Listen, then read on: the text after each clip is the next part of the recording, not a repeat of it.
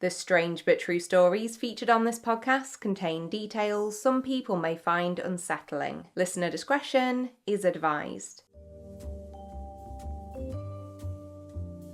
I'm Chyaz Samuel, and things are about to get weird. Hi friends, welcome to a brand new installment of Weird Fix. These are the mini episodes I bring you on the weeks where our main episode is taking a little longer to put together than expected, but it provides the perfect opportunity for me to share some of the shorter strange but true stories I come across with you all. Today we have two bizarre yet fascinating news stories, plus a fact I learned whilst I was researching our strange stories behind everyday items episode. So let's jump right on into it.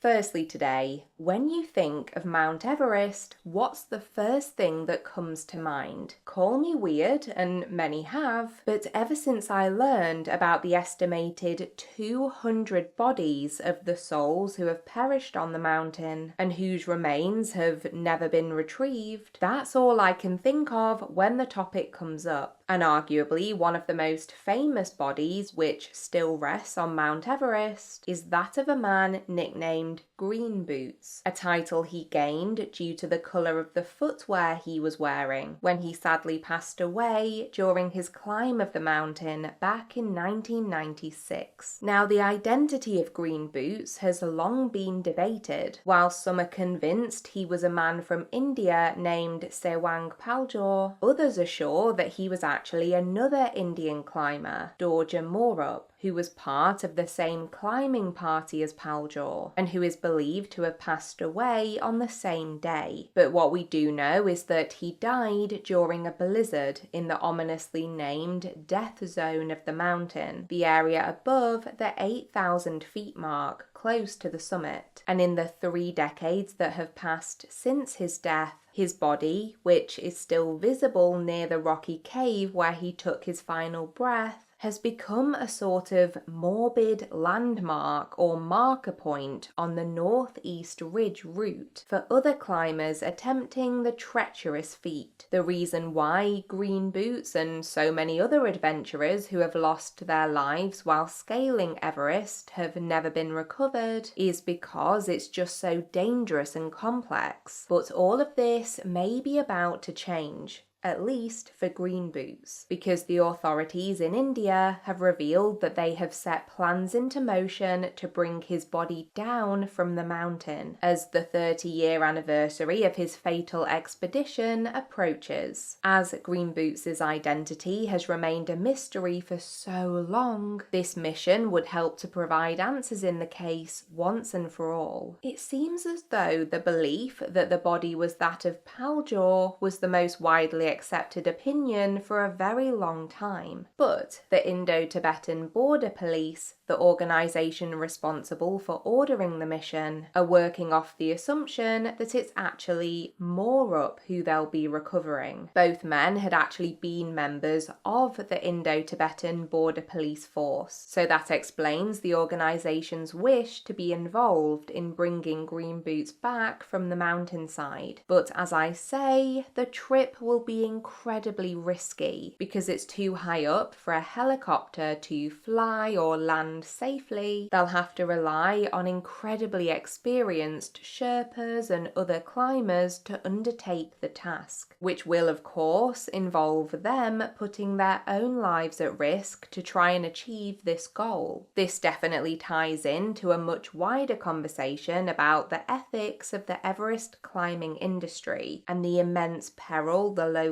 guides are paid to face in order to make a living. But that could be an entire episode in itself. In this case, the retrieval party would have to manually carry Green Boots down the mountain, which sounds much more simple than it would be in reality, due to the unforgiving terrain, bad weather conditions, and lack of oxygen, to name just a few obstacles. For now, all we know is that the plans have been put out there, and it seems that there's every intention of the team working to bring Green Boots home and repatriate him. But all factors considered, I very much think it's going to be a case of waiting and seeing how this ambitious and perilous quest plays out.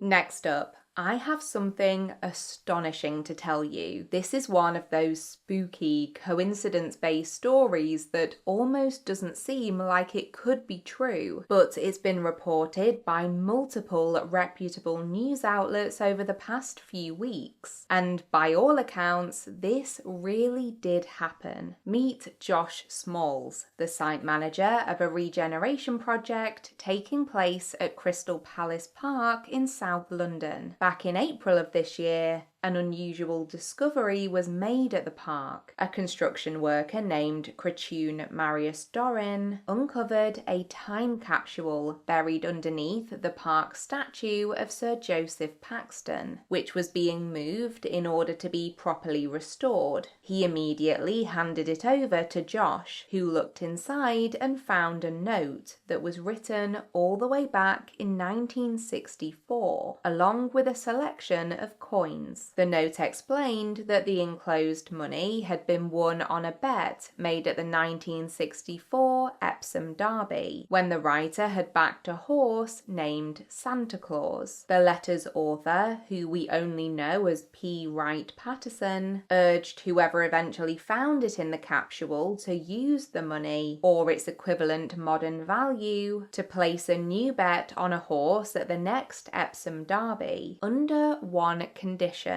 The chosen horse had to have a name that was somehow linked to the moniker of Santa Claus, as a tribute to the way the money was originally won. And so, Josh decided to look up the names of the horses in this year's event. And to his utter surprise, and clearly his delight too, there was a horse with the name of Christmas Day scheduled to take part. How bizarre is that? What are the chances that the time capsule would have been found in the same year that a horse with a festive themed name was due to be involved? Now, I'm not personally condoning this, as I am not a fan of horse racing myself, but Josh decided to go through with placing the bet, as did the Mayor of Bromley, Christine Harris, who was inspired to try and raise some money for local charities if this spookily timed tip did end up coming good. Josh bet £20 and the mayor bet 15, and you'll never guess what happened. Well, you might, considering that I'm sat here telling you this story today, but Christmas Day ended up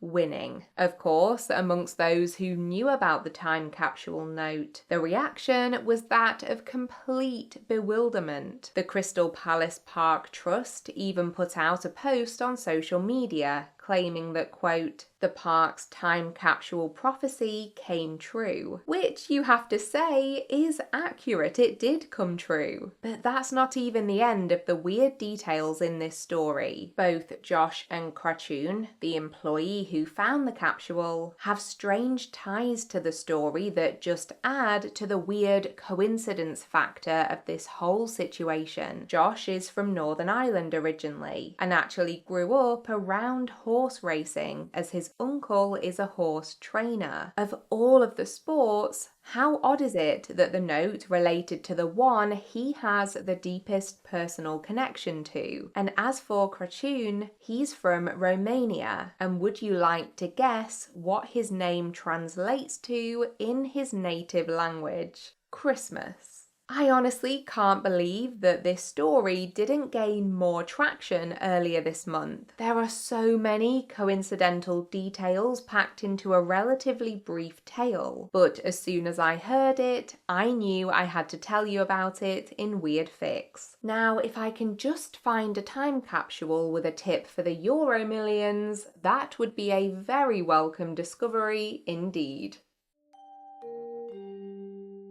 And finally, for this edition of Weird Fix, I have an interesting little fact for you, and it relates to the creator of one of the most recognizable items of product packaging in the world. Did you know that the inventor of the Pringles can was so proud of his achievement that he requested that some of his ashes were buried in one of the packs after he died? This is completely true. Frederick J. Bauer had mentioned to his children all the way back in the 1980s that when he passed away and was cremated, he wanted a portion of his ashes to be placed into one of the iconic tubes he had designed and returned to the earth in this vessel that was clearly very special to him. When he died in 2008 at the age of 89, his children remembered his unique request and stopped off at a Walgreens shop on their way to the funeral home to pick out the perfect can. After some discussion, they opted for the original flavour, and Fred's ashes were subsequently divided between the Pringles can and a couple of other urns before being buried in Cincinnati, Ohio. And as a Pringles fan and a believer in embracing the unusual,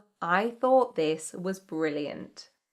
A big thank you for being here today for Weird Fix. I really hope you enjoyed hearing these shorter, strange but true stories. I'll be popping links to all of the sources I used when putting together today's mini episode in the show notes, along with our social media links too. Please feel free to get in touch with all of your comments, thoughts and reactions to these stories. I absolutely love to see your notes and keep the conversation going. In particular, I would love to know whether you've ever found a time capsule and if there was anything super interesting inside. I'll be back very soon with a full episode for you, and I think it's one you're going to find very interesting indeed. In the meantime, I hope you have a great rest of your week, and I'll speak to you all again very soon. So until next time, take care of yourself and others and keep it weird, but the good kind of weird.